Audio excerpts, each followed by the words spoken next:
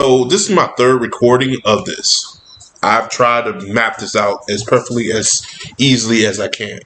So let me be very frank with this. Let me be very honest with you guys on certain levels with this. The film gets a 7 out of 10. It gets a 7 out of 10 because I'm a fan of Superman and I'm a fan of the animation and the voice acting.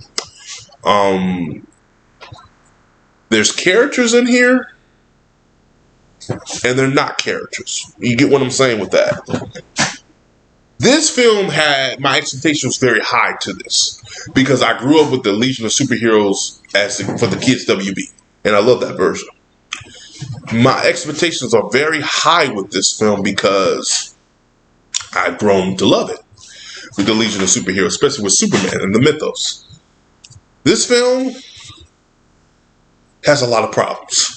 The first problem is the runtime. The runtime is very short, and I think the biggest problem with these films we've been getting, even with Beware My Power, is they're cramming in too much shit. In Beware My Power, they cram in two storylines that should be put into one, and it just doesn't work. In this film, the problem with this film is the storyline is the Legion, and the storyline is Supergirl trying to find her new home, and also trying to find a new substitute home for Krypton, which makes sense. She came from this future, this civilization that was ahead of its time, and then you come to Earth where it's behind the time, and then the 31st century, you thought, okay, pretty cool. And then Supergirl deals with the fact that she has to work with a Brainiac, which we all know the history between Brainiac and Kryptonians, and it's dealing with that. And then the Secret Circle, this organization, this futuristic organization, terrorist group that is trying to warp reality. Let me say this.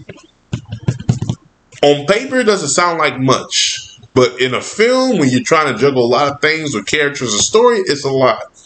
And they need to stick to one. The problem with this thing, too, is the villain they used was not necessary. As a matter of fact, let's say this, the villain they had, instead of him getting defeated by the heroes, he got defeated by himself. Instead of him getting defeated by Supergirl, he got defeated by multiple selves of himself. So I'm already giving you a clue. Villain with split motherfucking personalities. A lot of them. Another thing, and the biggest thing too. The title is misleading because it's the Legion of Superheroes. No. It should be Supergirl and the Legion Academy. Supergirl and the Legion Academy. And if they would have titled it that, that's the perfect title for this. Because we really don't deal with a lot of the Legions. We see a lot of holograms of the Legion. You think they're dead, but they're in some other part of the space. Apparently. It is very, very weird. So, I'm going to say this. And I'm going to give you a clue. And this is going to wrap it up. Apparently, the villain of this Secret Circle, which has went to the present to get the brain of one of their leaders to bring back to the future, and the present, the future.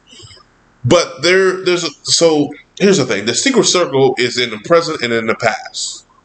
Oh, excuse me, it's in the present and in the future.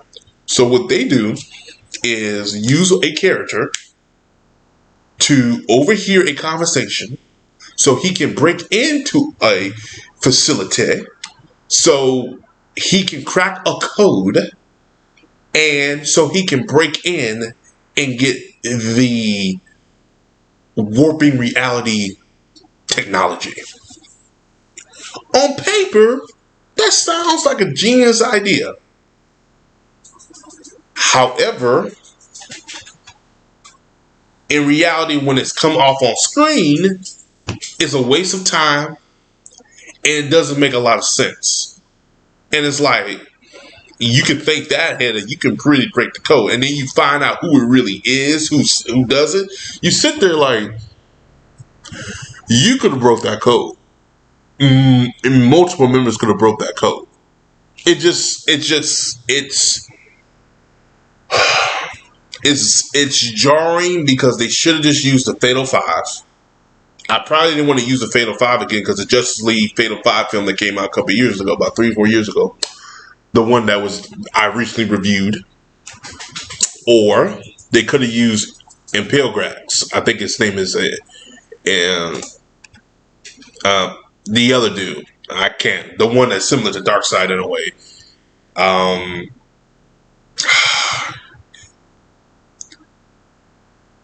Pax. Yeah, Impelgax or whatever. Pax.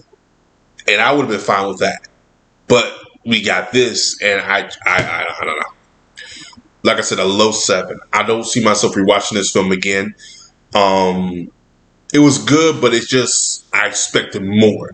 Was it worse than Beware My Power? No, because Beware My Power was juggling 3 or 4 different story arcs. This one was juggling a lot of stuff, but wasn't juggling so much story arcs that made me like question. Like the Batman and Long Halloween, that's one story arc, and they just kept that to 2 films, and it was done perfectly. Man of Tomorrow kept it to 1 villain, and I think they took it from 1 book and 1 story arc, and that was a fine film, was the best film. Hell, the best one was Justice League or Justice Society because they did their own thing, but it was still kind of cool how they did it. But ever since then, it's just the films have been kind of getting okay to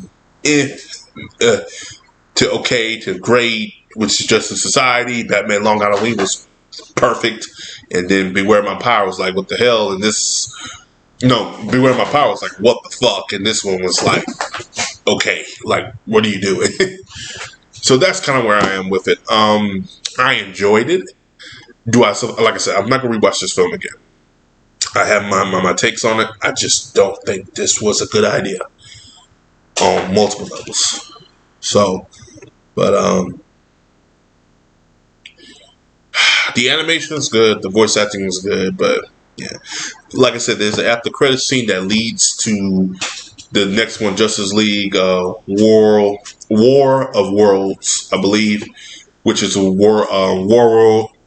I think that's the one with what's the dude's name? Mongol. So we'll probably get a next film with Mongol on World. I can't even talk right now. War World Mongol. So yeah, that's gonna be interesting because of the after credit scene, and I think we might be getting another film with might be getting another appearance of Adam Strange. Don't know, but we'll see. But as always, guys, like, subscribe, peace. What do you guys think of it? Comment below. Let me know. Yeah, it's out right now. I would say check it out. It is better than Beware My Power slightly. I think I gave Beware My Power as like a 6, and this one's a 7. You know, but that's fine.